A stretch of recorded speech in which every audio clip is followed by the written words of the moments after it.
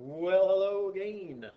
Here's a little bit of help from with the lab on, well, the lab called Roll. This is a question on the top of the last page that I modified a little bit for the next group of kids that comes through.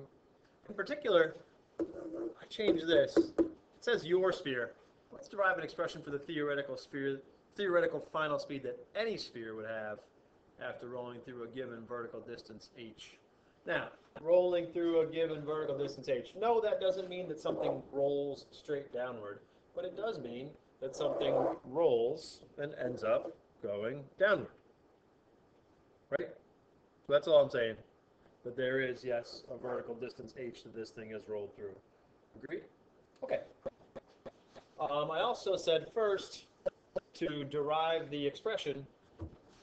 So my modifications are first derive the expression and then use the expression to calculate. That's what I would like you to do. So the deal here is that this is a question about something changing height and changing speed. So that makes it a conservation of mechanical energy problem.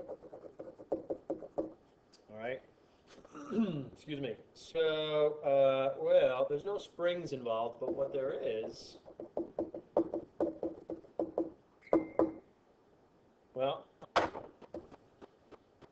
there's not just, quote, kinetic energy. There is, I guess, but we can say that there's translational and rotational.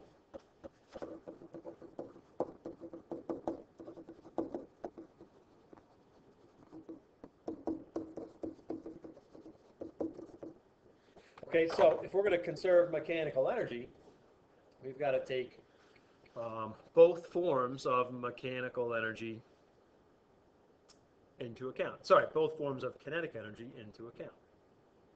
All right? Now, what I will remind you of, let's see, well, you know what, we can all agree that those go away and this goes away, right?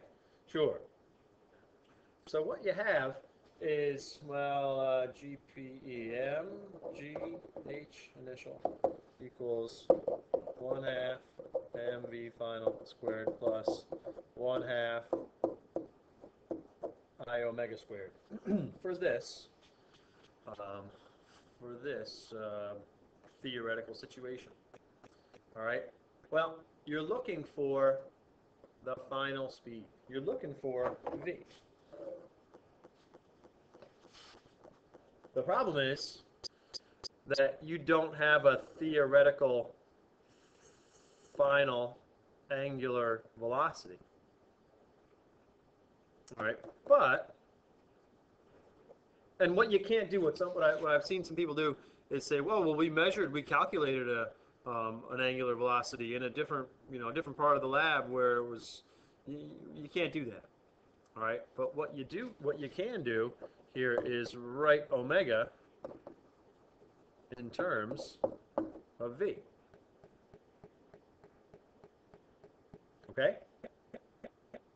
And this is not asking you to plug in the number you got for your sphere's moment of inertia, because we want to write an expression for any sphere.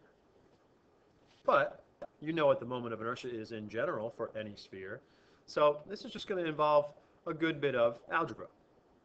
All right, but what you are going to end up with an expression, well, you're going to end up with a v equals some stuff. And it's actually a fairly simple expression. It'll look sort of like expressions you've seen or you've derived before, but it's got a little bit of difference. All right? You can't have an omega over here on this side. You can't have another v over here on this side. You are not going to plug in any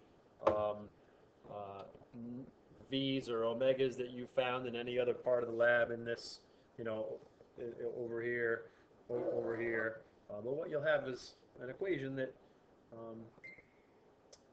isolates v. Okay? And then, given really only this, your initial height, and, well, let's see, the fact that it's your sphere, well, Actually, you won't even, all you're going to really need is, all you're going to need in the end is that. Any and every sphere will have the same final velocity if it starts from the same height h. And this expression should prove that. Okay? So, yeah, I'm not going to derive it for you, but I've given you a good head start. Okay? Okay, folks. That'll do it.